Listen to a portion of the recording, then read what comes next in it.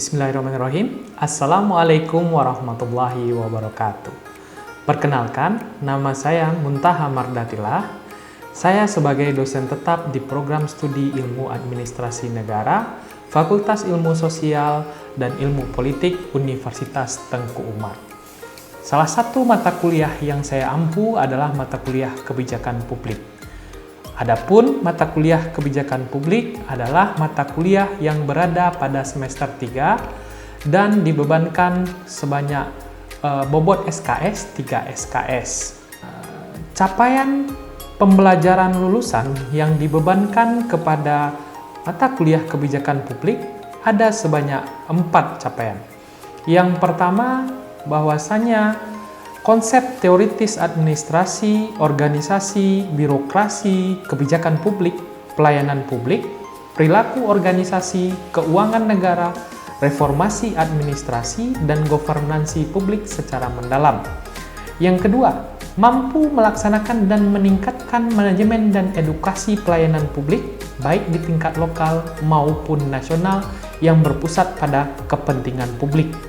Yang ketiga, mahasiswa mampu menganalisis interaksi antar aktor dalam governansi publik, seperti penyusunan kebijakan dan manajemen pelayanan publik, baik di tingkat lokal maupun di tingkat nasional. Yang keempat, mahasiswa mampu menganalisis dan mengevaluasi kebijakan publik dalam menggunakan prinsip-prinsip metode kuantitatif seperti cost-benefit analysis, analytical hierarchy process, dan metode kualitatif yang menggunakan pendekatan participatory impact analysis dan studi kasus dalam seluruh siklus kebijakan, mulai dari formulasi, implementasi, dan evaluasi. Serta mahasiswa dapat melihat langsung ke lapangan kebijakan yang dilaksanakan selama ini. Selanjutnya, capaian mata kuliah yang dibebankan kepada mata kuliah ini yaitunya berjumlah sebanyak 10 capaian. Terdiri dari yang pertama, mahasiswa mampu menguasai konsep dan ruang lingkup kebijakan publik. Yang kedua, mahasiswa mampu menguasai pendekatan-pendekatan yang ada dalam kebijakan publik. Yang ketiga, mahasiswa mampu mengenali macam-macam model kebijakan publik. Dan yang keempat, mahasiswa mampu melihat proses sebuah kebijakan publik. Yang kelima, mahasiswa mampu mengidentifikasi dan merumuskan masalah kebijakan publik.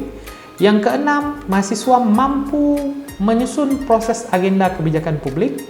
Yang ketujuh, mahasiswa mampu memformulasikan sebuah kebijakan publik. Yang kedelapan, mahasiswa mampu mengidentifikasi implementasi sebuah kebijakan publik. Yang kesembilan, mahasiswa mampu mengevaluasi sebuah kebijakan publik. Dan yang kesepuluh, mahasiswa mampu mengidentifikasi dan melaksanakan perubahan terhadap sebuah kebijakan publik. Dalam pembelajaran mata kuliah kebijakan publik, saya menggunakan beberapa sumber. Sumber pembelajaran saya adalah bersumber dari buku dan jurnal-jurnal terbaru yang terkait dengan pembelajaran. Salah satunya diantaranya adalah saya menggunakan buku Anderson James pada tahun 2011 dengan judul bukunya Public Policy Making. Selanjutnya, saya juga menggunakan buku Anggara, terbitan Pustaka Setia pada tahun 2018 dengan judul Kebijakan Publik. Nah, beberapa jurnal yang saya gunakan, ada artikel yang tulis oleh Hardiansah pada tahun 2014 membahas tentang model implementasi kebijakan publik dalam pengelolaan sampah dan kebersihan di Kota Palembang. Nah, ini menjadi pembahasan kita di dalam kelas, artinya studi kasus yang dibahas juga berlandaskan kepada artikel-artikel terbaru yang terkait dengan pembelajaran. Video ini saya buat sebagai persyaratan sertifikasi dosen SMART pada tahun 2024. Sebagai persyaratan diri dosen dalam wujud Tridharma Perguruan Tinggi atau PDD UKT-PT khususnya pada aspek pengajaran. Dalam pembelajaran, kita juga menggunakan metode DIA, artinya Delivery, Interaction, dan Assessment. Dalam tahap delivery, Artinya adalah bagaimana proses pembelajaran bisa diantarkan dengan baik. Nah, dengan menggunakan media seperti Infocus ataupun dalam masa-masa COVID dahulu kita menggunakan e-learning. Nah, dalam menggunakan media tadi diharapkan apa yang tersampaikan kepada mahasiswa dapat diterima dengan baik. Nah, dalam proses interaksi seringkali kita menggunakan contoh studi kasus. Nah, dalam ranah-ranah apakah itu dari berita ataupun dari artikel terkait, sehingga memancing partisipasi aktif diharapkan yang terjadi pada mahasiswa itu sendiri. Nah, tahap asesmen yang dilakukan sesuai dengan kontrak perkuliahan yang disepakati di awal pertemuan. Adapun kontrak perkuliahan untuk mata kuliah kebijakan publik yang disepakati adalah penilaian berdasarkan tugas sebanyak 5%, kuis sebanyak 10%, ujian tengah semester sebanyak 15%, ujian akhir semester sebanyak 20%, dan partisipasi sebanyak 50%. Ini didasarkan atas metode pembelajaran yang student center learning dengan menggunakan case method atau analisis studi kasus. Pada tahap asesmen, saya juga membuka transparansi nilai kepada mahasiswa. Artinya, setiap mahasiswa berhak komplain pada masa-masa sanggah setelah pengumuman nilai diumumkan. Apabila tidak sesuai dengan apa yang telah diusahakan mahasiswa, saya membuka waktu dan kesempatan selama lebih kurang dalam jangka waktu tersebut untuk mahasiswa bisa mengkonfirmasi terhadap aspek capaian penilaian yang telah kita sepakati di awal pertemuan sebelumnya.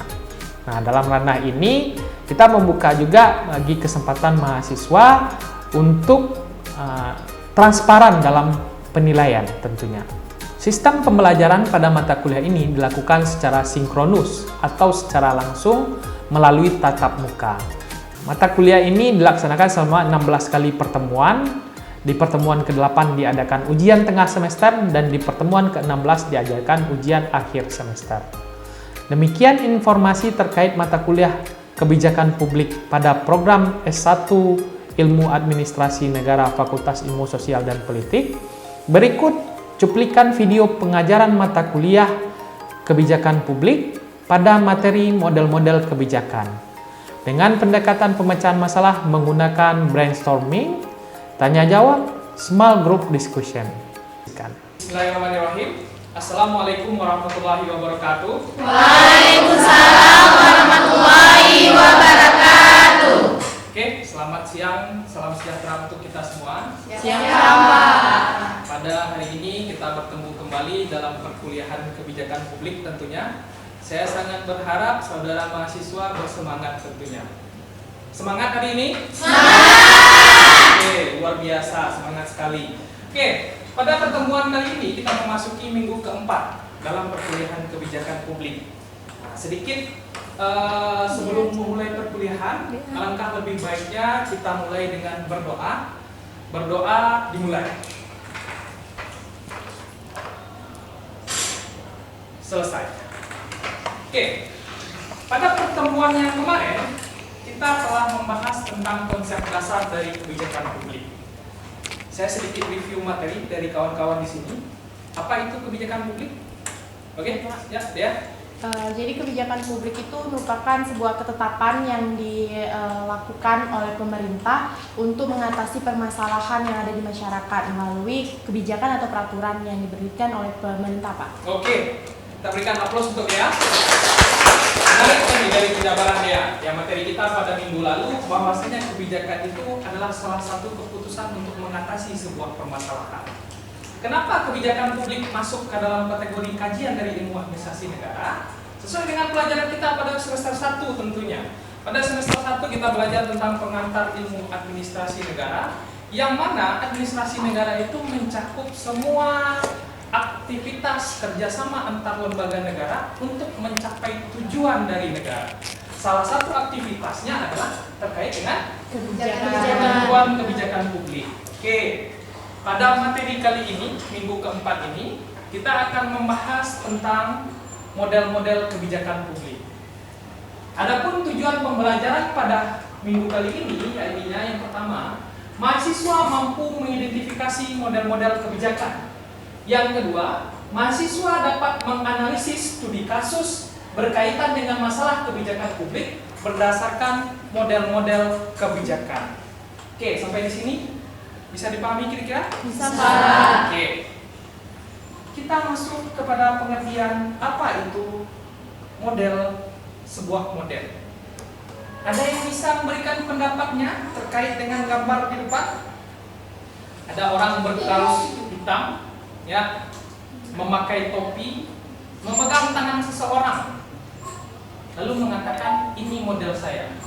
Kira-kira ada yang bisa memberikan pendapatnya apa itu model? Saya, Pak. Ya. Model itu sebuah panutan, Pak. Untuk kita bisa memiliki style kita, tapi kita perlu panutan dari seseorang seperti itu, Pak. Oke.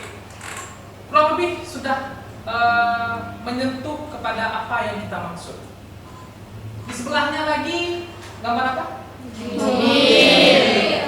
Dengan Sepatu. Ada berbagai macam Model. tapi dinamakan dengan model Mobil. Ya. Kalau yang di bawah dinamakan dengan Model sepatu. Oke. Jadi berdasarkan ilustrasi ini bisa kita anggap sebagai model itu adalah suatu bentuk pengejauhan tawahan. Ya. Secara bahasa akademiknya pengejauhan atau yang lebih dikenal dengan bentuk asli sebuah unsur. Nah, jadi di dalam sebuah model itu, nah kalau kita berpikir selama ini ada model itu, model yang berjalan di catwalk memamerkan suatu bentuk rancangan pakaian. Nah, tapi kalau dalam kajiannya sebuah model itu adalah suatu bentuk wujud asli dari sebuah unsur. Makanya di dalam sebuah model kebijakan publik terbagi atas dua bagian, diklasifikasikan terhadap dua bagian. Yang pertama apa? Coba lihat. Yang pertama, kebijakan negara dianalisa dari segi proses. Oke. Yang kedua, kami kebijakan negara dianalisis dari sudut hasil dan akibat. Oke. Jadi ada dua model yang dianalisis dari sebuah kebijakan. Dianalisis dari segi hasil dan dianalisis dari segi proses, ya. Dari segi proses dan dari segi akibat. Oke. Pertama kita mengenal dari segi proses terlebih dahulu. Artinya segi proses membuat sebuah kebijakan berdasarkan proses pembentukannya. Ya, tadi seperti yang dia bilang bahwasanya kebijakan itu adalah suatu bentuk keputusan untuk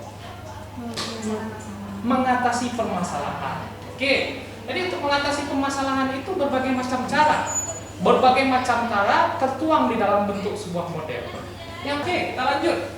Dari segi proses, ada yang dikenal dengan model elit massa. Roka, bisa dibaca? Apa itu model elit massa? Model ini memandang administrator negara bukan sebagai abdi negara atau server of the people, tapi lebih sebagai kelompok-kelompok kecil yang telah mempan. Oke, model elit massa. Pernah mendengar kata elit? Pernah. Apa yang pernah Anda dengar tentang kata elit? Orang-orang kaya. Orang-orang kaya, ya. Jargonnya terkenal gaya elit Ekonomi sulit. Ya. Jadi elit itu terkesan orang yang berpunya pengaruh. Nah, jadi dari model elit ini, sebuah kebijakan itu dipengaruhi oleh orang-orang berpengaruh. Nah, katakanlah itu dia pejabat, katakanlah dia itu orang kaya, atau katakanlah dia itu yang mempunyai koneksi yang luas.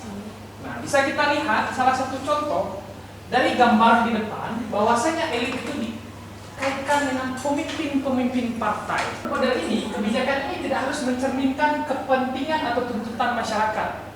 Kenapa demikian? Karena golongan masyarakatnya dianggap apatis atau tidak mau tahu terhadap apa jalannya sebuah pemerintahan. Dalam ranah-ranah ini, masyarakat dimanfaatkan untuk kepentingan sekelompok elit tersebut.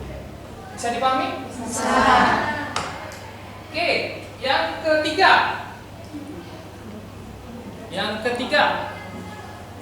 Ada yang bisa baca? Rismawana. Coba baca di depan apa itu? Model ini memandang kebijakan sebagai keseimbangan kelompok atau disebut polis atau equilibrium. Menurut model ini, kebijakan publik pada saat tertentu dan kapanpun senantiasa merupakan usaha untuk menjaga keseimbangan yang dicapai. Oke. Gambar apa di depan Rehan? Demo. Demo. Pernah ikut demo Rehan? Belum. Kapan-kapan coba lah ya.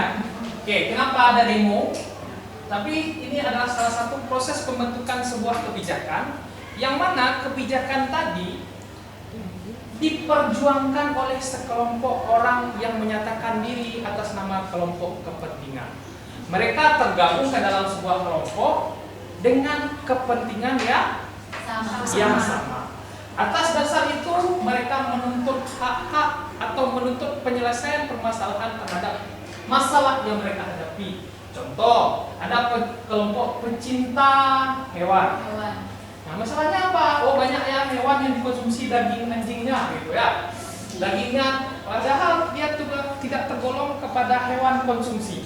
Nah, tapi dalam ranah-ranah tertentu masyarakat kita ada yang mengkonsumsinya sebagai bahan makanan. Ranah-ranah itu diperjuangkan oleh kelompok pencinta hewan tadi supaya tidak menjadikan hewan tertentu menjadi makanan mereka. Itu kurang lebih model kebijakan yang dipengaruhi oleh kelompok. Kali ini kita akan melihat model kebijakan ditinjau dari segi hasil. Pertama, kita kenal dengan model rasional komprehensif. Apa gambar kira-kiranya Raya?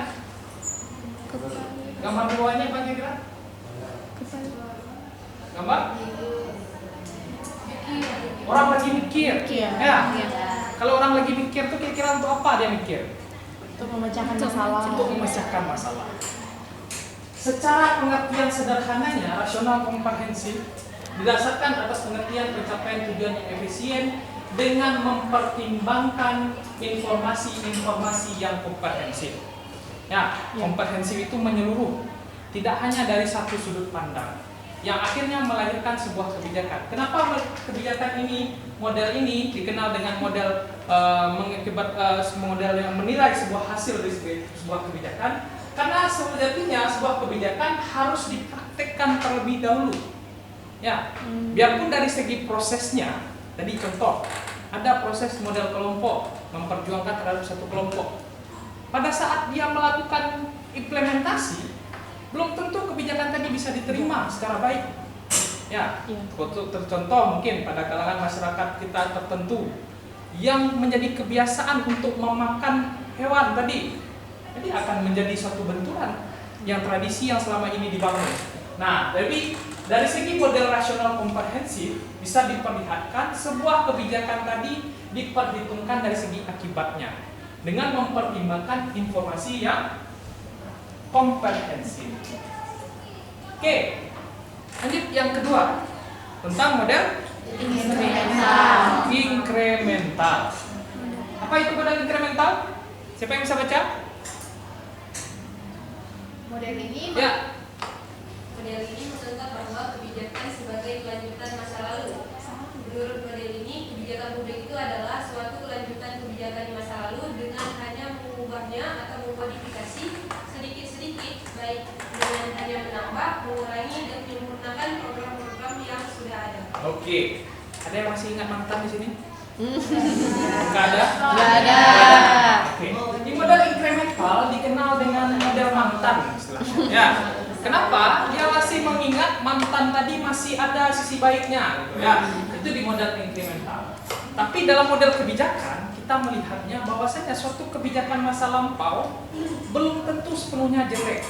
Ya, jadi kita lihat sekarang ini banyak kebijakan itu ganti presiden, ganti lagi kebijakan. Tapi ranah-ranah ini dari model inkremental melihat sebuah kebijakan itu belum tentu sepenuhnya jelek daripada pemerintahan yang sebelumnya ataupun dari tahapan implementasi sebelumnya. Perlu diadakan modifikasi atau pembaharuan sehingga pencapaian dari tujuan kebijakan itu bisa tercapai dalam menangani masalah. Sampai di sini bisa dipahami kira-kira? Bisa. Oke, bisa dipahami? Bisa. Oke. Selanjutnya saya akan memberi pembagian kelompok. Ada 4 kelompok. Saya akan memutarkan sebuah video terkait dengan berita. Nanti Anda bisa melihat dan menarasikan alasan ini cocoknya model kebijakan seperti ini, model apa? Bisa dipahami kira-kira? Saya tunjuk ketuanya dulu ya. Ketua yang pertama dari Dea, okay. Ketua kedua Karina, ketua ketiga Deborah, ketua keempat Rismawana. Ya, oke. Kita lihat bersama-sama videonya. Oke? Oke?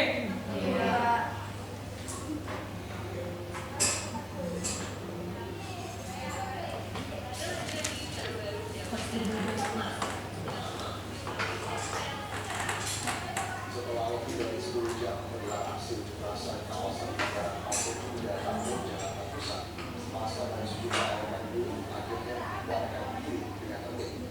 Kapolda Metro Jaya Irjen Pol Haryono pun mengungkapkan. Oke.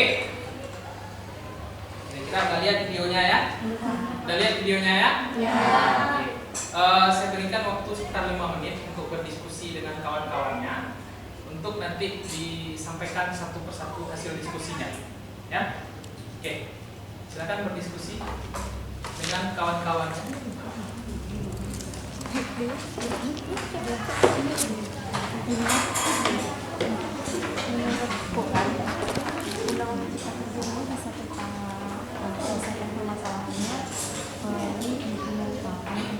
Nanti dikemukakan argumennya ya, kenapa milihnya model ini, argumennya seperti apa, kurang lebih seperti itu.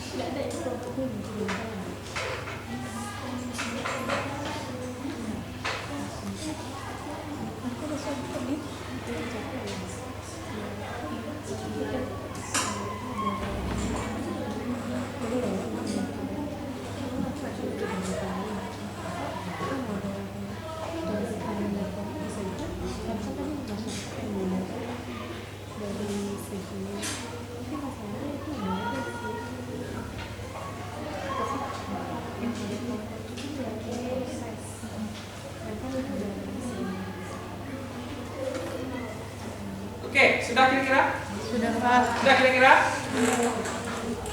Yang sudah bisa nanti berapa orang yang sudah? Kelompoknya dia sudah? Sudah, Pak. Kelompok Karin? Sudah, Pak. Sudah? Kelompok Deborah sudah? Belum. Kelompok Risma?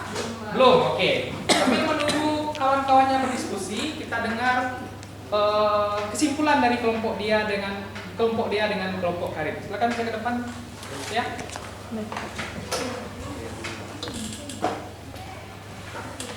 Baik, terima kasih kepada dosen pengampu mata kuliah kebijakan publik. Di sini saya perwakilan dari kelompok 1 ingin memaparkan hasil dari kelompok kami, di mana kami setelah hasil diskusi tadi kami menyimpulkan bahwa penyelesaian dari tuntutan Undang-Undang Cipta Kerja ini adalah penyelesaian dengan inkremental, model kebijakan inkremental. Hal ini kenapa? Karena Undang-Undang Cipta Kerja ini telah disahkan dan telah dijalankan. Namun ada tuntutan dari buruh terkait pencabutan undang-undang tersebut. Nah, bagaimana kita bisa menyelesaikannya dengan cara merubah, karena tidak sepenuhnya undang-undang tersebut salah, namun ada beberapa poin yang menjadi tuntutan untuk diperbarui atau menjadi lebih baik. Demikian yang dapat saya Oke, sampaikan. kita berikan aplaus. Baik, Karin, bisa ke depan Karin. Baik, assalamualaikum warahmatullahi wabarakatuh. Waalaikumsalam warahmatullahi wabarakatuh.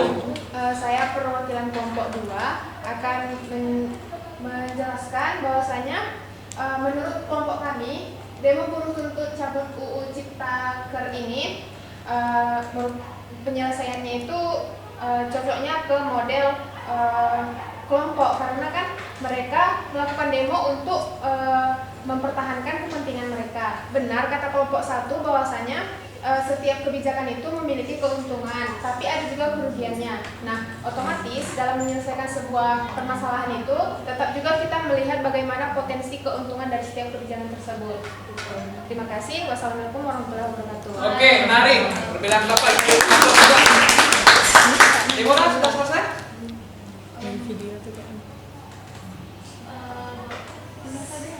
Silakan ke depan. Habis itu Rismawana ya. Kita belajar berdiskusi, menyampaikan pendapat. Tidak apa-apa itu salah atau benar, itu nomor sekian. Yang penting pendapat kita berlandas alasan. Jadi sebenarnya kelompok kami sepakat ya dengan kelompok DEA, di mana ini nggak perlu memang ada kekhawatiran terkait buruh terkait undang-undang Cipta Kerja. Memang banyak kekhawatiran ya antara ada beberapa ya seperti misalnya gaji dan lain sebagainya. Nah, ini perlu dikaji lagi gitu, dilihat lagi melalui kita pemerintah mungkin bisa melakukan perubahan terkait undang-undang Cipta Kerja. Nah, ini bisa melibatkan partisipasi masyarakat kayak gitu, sehingga mereka bisa melihat apakah apa yang seharusnya mereka yang perlu untuk direvisi. Nah, melihat kebutuhan yang diperlukan oleh buruh seperti itu, Pak. Oke, menarik. Kita dengar pendapat kelompok Rismawana. Dari yang telah dipaparkan tadi, kesimpulan dari kelompok kami mengambil model kelompok karena kenapa kami mengambil model kelompok tersebut, karena di demo tentu cabut undang-undang Ciptaker itu kan tadi sudah ada kayak demo gitu kan. Jadi di dalam suatu model kelompok itu adanya suatu suatu kelompok atau tempat masing-masing untuk berdemo tersebut, adanya suatu organisasi gitu, jadi tim gitu. Jadi kami mengambil model tersebut, begitu kesimpulannya. Terima kasih. Oke, menarik. Oke, ada kurang lebih 2 pendapat menggunakan model inkremental, model kelompok. Ya. Ya, Pak. Tapi di sini saya tidak membenarkan dan tidak menyalahkan. Kenapa demikian? Oke, kalau kita kaji dari segi kasusnya, bahwasanya demo buruh untuk cabut undang-undang Cipta Kerja, model tadi mempelajari dari segi hasil dan proses. Oke, sementara ini undang-undangnya sudah terbentuk nih. Ya, Iya. kalau dituntut, apakah sudah terbentuk dia? Sudah. Dituntut, apakah sudah terbentuk dia? Undang-undangnya sudah ada. Iya. Setelah dituntut, apakah diperbarui dia? Tidak. Belum tentu kan? Iya, belum. tentu. Nah, makanya setelah undang-undang itu nanti keluar revisi undang-undang Cipta Kerja melalui demo buruh, baru itu dinamakan dengan model kelompok. Iya, karena dia Oke, karena udah disahkan. Iya. Ya, begitu juga dengan model-model yang lainnya. Makanya saya ingin melihat argumentasi dari mahasiswa sekalian udah sangat baik, sangat profesional dalam menganalisis sebuah kasus. Nah, perlu dipertajam lagi. Nantinya kita juga dilengkapi dengan kelengkapan data tentunya, gitu ya. Sejauh mana Undang-Undang Cipta Tenaga Kerja ini telah diperbaharui. Tapi dari segi kasus, makanya ingin saya dialog diskusinya bergulir, gitu. Seperti yang saya sampaikan di awal tadi. Masing-masing analisis mempunyai pendapatnya tersendiri dan itu sangat layak untuk dijadikan rekomendasi. Oke, kurang lebih sampai di sini. Apa ada pertanyaan? Tidak ada, Pak. Tidak ada? Tidak ada, Pak. Baik. Mungkin di minggu besok kita akan belajar tentang formulasi sebuah kebijakan. Silakan dibaca dulu materi-materi terkait. Bertemu lagi di minggu besok dengan waktu dan jam yang sama. Terima kasih atas partisipasi dari saudara-saudari mahasiswa sekalian. Saya akhiri, wabillahi taufiq wa hidayah. Assalamualaikum warahmatullahi wabarakatuh.